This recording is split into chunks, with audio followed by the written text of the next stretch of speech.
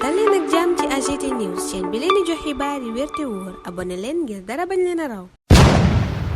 AGT News ñu teewlu benn vidéo bu Mame Balla Mbow comédien yi ñëpp ràññeeku ci réewum Sénégal waaye mu def benn caricature ci li xew ci diggante CDC ak Ayib Daffé nekk mandataire bu Ousmane Sonko nekk vidéo bu comique lool bu reetaanlu waaye am sens bu baax a baax ci li nga xam ne mooy xew jamono ji ci langue politique bu suñu ab réew ñu teewlu Mame Balla Mbow doo ko dikk ci suñu jàngat bu leen fàttee abonné waaye itam ngeen aimé vidéo bi ngir ñu bëree bëri dal ci mën a jot. 930 970 970 waaw 990 muy 30 millions. 30 millions waaw man na man waaw récépissé bi laay am na man na man. dossier baa ngi nii. ok pour mon candidat. waaw dossier baa ngi nii waaw waaw mooy. mais yow ku jigéen si nii xam nga ko. kala kooku mooy ay dafay mandataire Sonko. lan ko. donc dañu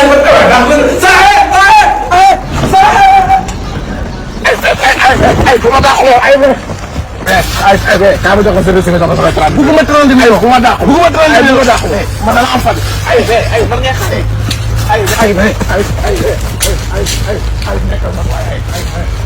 ay wàccal yow. wàccuma la. ay bu ma dàq. wàccuma.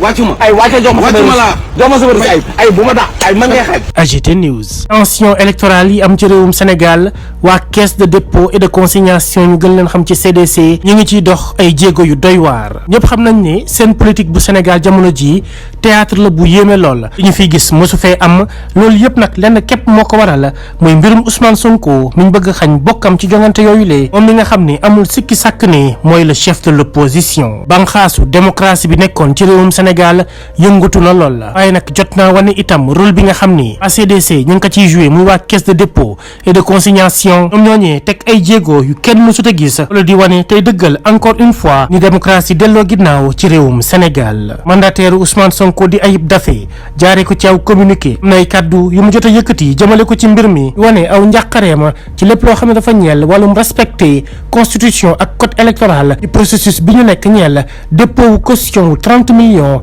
fële ca CDC léegi nag li jaaxal ñëpp mooy rôle bi nga xam ni ñoom tàmbali nañ di ko ci joué ñeel élection yi ñu dëgmal loolee moo tax Ayib Daffé li mu sàkku ci ñoom ngir ñu jox ko attestation gannaaw ba mu déposé aw caution wam ñeel candidat bi di Ousmane Sonko la ca xew dafa wane ni waa CDC dañoo jéggaani seen compétence jéem a def loo xam ne nag amuñu ci benn droit mandataire Ousmane Sonko ba sax ma ngay fàttali naan ñoom dañoo waroon yem dong ci li nga xam ne moo di jël cautionnement yi comme ni ko article L122 bu code électoral waxee bañ a nag dugg ci sañ-sañ boo xam ne ñeel wàllum vérification te waa conseil constitutionnel lañ ko dal di jagleel situation bi di xew ci réew mi nag yéeme na lool te dafay wane tey dëggal nga xam ne Ousmane Sonko ñu ngi koy bundu xataal teg ci kawam lu dul dëgg loolee moo tax nag lépp loo xam ne dafa ñeel doxalin bu àndul ak daray njuuj njaay ci boole kook indépendance war nañ koo am ci banqaas yi yor doxalinum réew mi bu ko defee confiance bi askanu Sénégal ñàkkoon ci ñoom mu dal di mën a dikkaat askan woowule war naa saytu bu baax a baax naka la waa CDC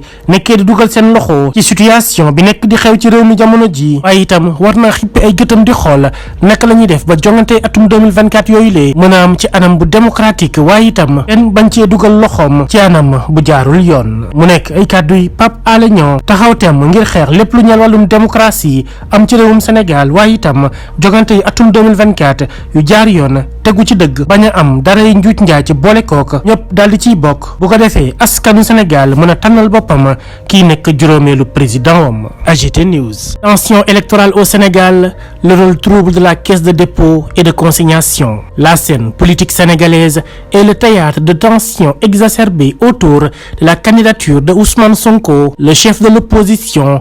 L'édifice démocratique semble ébranlé, mettant en lumière le rôle complice joué par la caisse de dépôt et de consignation dans cette situation inédite. Le mandataire Ayib Daffé, par le biais d'un communiqué percutant, souligne avec justesse les inquiétudes quant au respect de la Constitution et du code électoral dans le processus de dépôt de la caution de 30 millions à la CDC. Cependant, ce qui émerge de manière plus préoccupante, c'est le rôle ambigu de cette institution dans le déroulement de l'élection. En demandant une attestation suite au dépôt de la caution, Ayib Daffé met en lumière une possible intrusion de la CDC dans des compétences qui ne lui sont pas dévolues. Le mandataire rappelle que la CDC devrait se limiter strictement à recevoir les dépôts de cautionnement conformément à l'article L122 du Code électoral et non pas s'immiscer dans des vérifications dévolues au Conseil constitutionnel. Cette situation complexe et politique prend une teinte plus sombre lorsqu'on considère les déclarations de discrimination et de persécution envers Ousmane Sonko. La CDC, en tant qu'institution financière,